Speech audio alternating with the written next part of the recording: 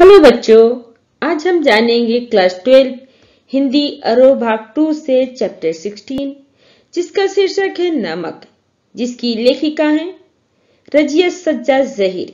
बच्चों, नमक कहानी यानी इस कहानी में लेखिका रजिया सज्जा जहीर द्वारा लिखित गई एक प्रसिद्ध कहानी है। इस कहानी में लेखिका ने भारत पाकिस्तान के विभाजन के बाद सरहद के दोनों तरफ के विस्थापित जनों के दिलों को टटोलती एक मार्मिक कहानी लिखी है। लेखिका ने दिलों को टटोलने की इस कोशिश में अपने पराये देश प्रदेश की कई प्रचलित धारणाओं पर सवाल खड़े किए हैं। विस्थापित होकर यानी अलग होकर आई सिख बीबी आज भी लाहौर को ही अपना वतन मानती हैं और सौगात के तौर पर वहां का नमक ले जाने की फरमाइश करती हैं। कस्टम अधिकारी नमक ले जाने की इजाजत देते हुए दिल्ली को अपना वतन बताते हैं। इस तरह भारतीय कस्टम अधिकारी सुनील दास गुप्ता का कहना है, मेरा वतन ढाका है। राष्ट्र राज्यों की नई सीमा रेखाएं खींची जा चुकी हैं और मजहबी आधार पर लोग इन रेखाओं के इधर उधर अपनी जगह मुकर्रर कर चुके हैं।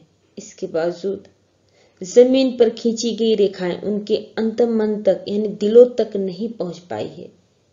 एक अनचाही अप्रतिकर बाहरी बाध्यता ने उन्हें अपने अपने जन्म स्थानों से विस्थापित तो कर दिया यानी अलग तो कर दिया है, पर वो अपने दिलों पर कब्जा नहीं कर पाई हैं। लेखिका आगे कहती हैं कि नमक जैसी छोटी सी चीजें का सफर पहचान इस मार्मिक पहलू की परत दर परत उखाड़ देता है।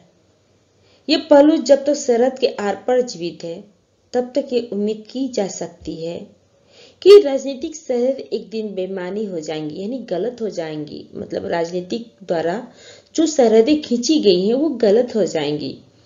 लाहौर के कस्टम अधिकारी का यह कथन बहुत ही मार्मिक है। उनका यह कहना कि यह नमक देते वक्त मेरी तरफ से कहिएगा कि लाहौर अभी तक उनका वतन है और दिल्ली मेरी, तो बाकी सब रफ्ता रफ्ता ठीक हो जाएगा। मतलब तो धीरे धीरे ठीक हो जाएगा।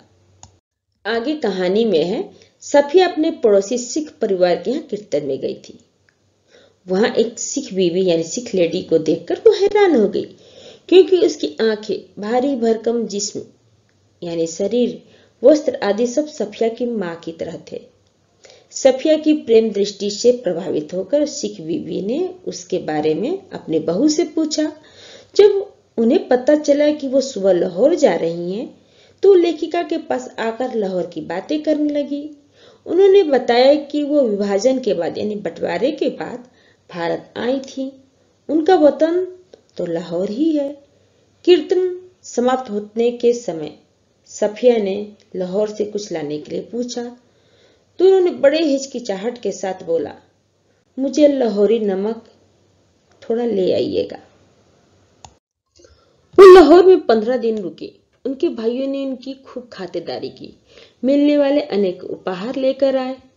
उनके सामने समस्या तब खड़ी हुई जब उन्होंने सिर भर लाहौरी नमक ले जाने की बात कही। पुलिस अफसर भाई ने इसे गैर कानूनी बताया तथा व्यंग किया कि भारत के हिस्से में इससे अधिक नमक आया है। लेखिका इस पर झुंझला गई तथा नमक ले जाने की जिद की।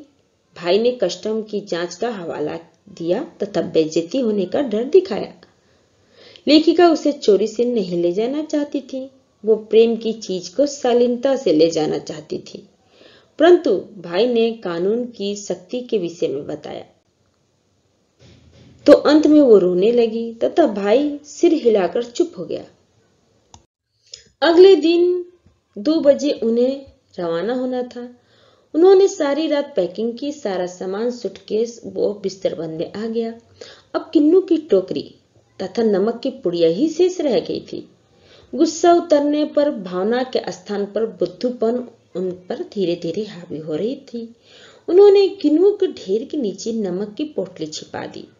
आते समय उन्होंने देखा था कि भारत से केले जा रहे थे तथा पाकिस्तान से किन्नू आ रहे थे। कोई जांच नहीं हो रही थी। इस तरह उन्होंने सोचा कि नमक सुरक्षित पहुंच जाएगा।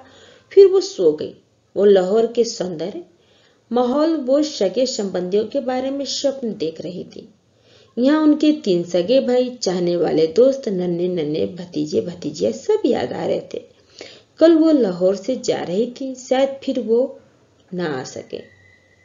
फिर उन्हें इकबाल का मकबरा, लाहौर का किला, सूरज की डूबती किरणें आदि दिखाई दी। अचानक उनकी आंखें खुल गई, क्योंकि उनका हाथ किन्नू की टोकरी पर जा पड़ा था। उनके दोस्तों ने कहा कि ये हिंदुस्तान व पाकिस्तान की एकता का मेवा है। वो फर्स्ट क्लास की वेटिंग रूम में बैठी थी। उनके भाई ने उन्हें दिल्ली तक का टिकट खरीद दिया था। वो सोच रही थी कि आसपास टहल रहे लोगों में सिर्फ वही जानती थी कि टोकरी की तह में किन्नुओं के नीचे नमक की पुड़िया है। जब सामान कस्टम जांच के लिए जाने लगा तो उन्होंने फैसला किया कि मोहब्बत का ये तोहफा वो चोरी से नहीं ले जाएंगी। उन्होंने जल्दी से पुड़िया निकाली और हैंडबैग में रख ली। जब सामान जांच के बाद रेल की तरफ चला तो वो कस्टम अफसर की तरफ बढ़ी। वो लंबा, पतला, खिचड़ी बालों वाला था। उन्होंने उनके वतन के बारे में पूछा तो उन्होंने हैरान होकर अपना वतन दिल्ली बताया। तो लेखिका ने हैंडबैग मेज पर रख दिया और नमक की पुड़िया निकालकर उनके सामने रख दी तथा उनसे सब कुछ बता दिया। सारी बात सुनकर उन्होंने यानी कस्टम ऑफिसर ने नमक की पुड़िया को अच्छी तरह से लपेट कर स्वयं सफिया यानी लेखिका के बैग में रख दिया तथा कहा, मोहब्बत तो कस्टम के अधीन है। वो इस तरह गुजर जाती है कि कानून हैरान रह जाता है।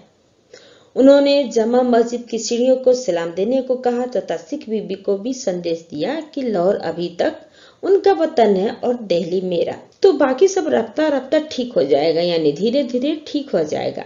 लेखिका कस्टम के घेरे से निकलकर दूसरे प्लेटफॉर्म पे आ गई। यहाँ सभी ने उन्हें भावपूर्ण विदाई दी। अटारी में भारतीय पुलिस रेल में चढ़ी।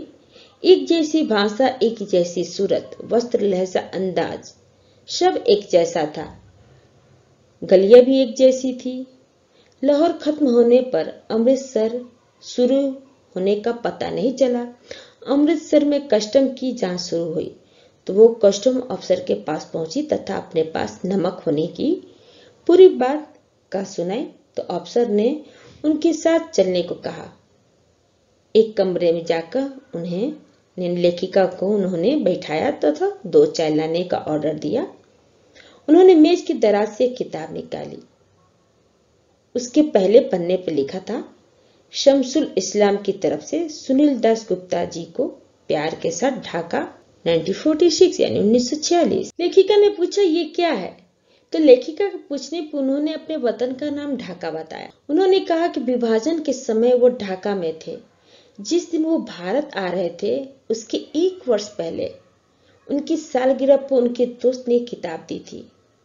फिर वो कलकत्ता में रहकर पढ़े तथा नौकरी करने लगे। उन्होंने बताया कि हम वतन आते जाते थे। लेखिका वतन की बात पर हैरान थी। कस्टम अफसर ने कहा कि अब वहां भी कस्टम हो गया है। उनके अपने वतन की डाक की प्रशंसा की। चलते वक्त उन्होंने नमक की पुड़िया लेखिका के बैग में रख दी तथा खुद उस बैग को उठाकर आगे आगे चलने लगे। जब लेखिका अमृतसर के पुल पर चढ़ रही थी तब वो पुल की सबसे निचली सीढ़ी के पास सिर झुकाए चुपचाप खड़े थे। लेखिका सोच रही थी कि किसका वतन कहाँ है, वो जो इस कस्टम ऑफिसर के इस तरफ है या उस तरफ।